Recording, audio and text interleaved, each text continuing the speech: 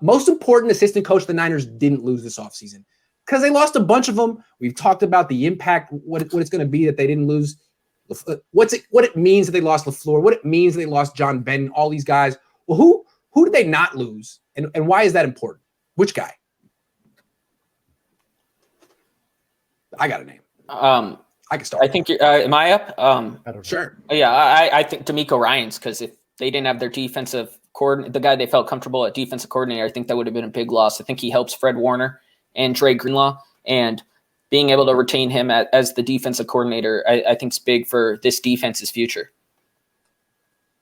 Bobby Turner's still on staff, right? Ooh, you took my name. Isn't that indicative? The fact that I had to ask, doesn't that speak to how underrated this guy is and nobody talks about That's him? what I'm saying. I mean, he's a superstar. Absolutely. Tell me a 49er running back who's looked terrible in this system the last couple of years. And yeah, give a little bit of credit to Shanahan for that. But Bobby Turner behind the scenes, I mean, well before his time on the 49ers, established himself as definitely the best running back coach in the league. Remember, he made Tom Rathman expendable.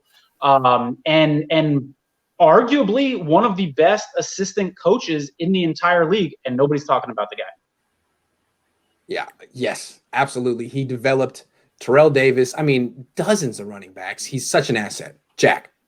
There's a couple of really good ones that are still left, but I'm going to go with Chris Kosarick just because of what he can do with the defensive line. And if you look at what he was able to do this year, it's similar to Bobby Turner, what he was able to do this year with a banged up defensive line. And, you know, their pressure numbers weren't as good as they've been in the past, but he was able to really get a lot out of Kerry Hyder. He's probably going to make Hyder a ton of money this year in free agency. And, you know, he's gotten Kevin Givens to become a player that is a really strong rotational piece in the middle of that defensive line. So that would be the guy that I would go with.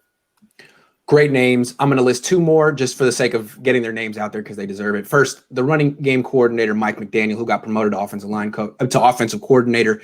He's a very bright coach.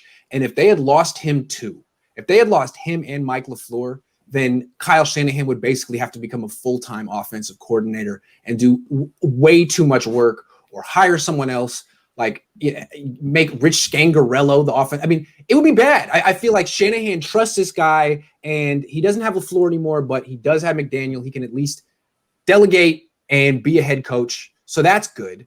And then also the assistant head coach / tight ends coach, John Embry, is he might be just as good as Bobby Turner or a notch below. He developed George Kittle. He developed Ross Dwelly.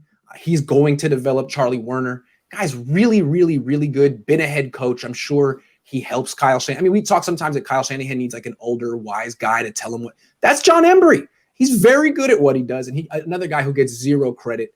It's clutch that they kept him. I believe his son is the running back coach for the Jets. He's now followed Saleh to the Jets, and he was a quality control coach with the Niners. So the Niners could have lost him too, but they kept him. That's important.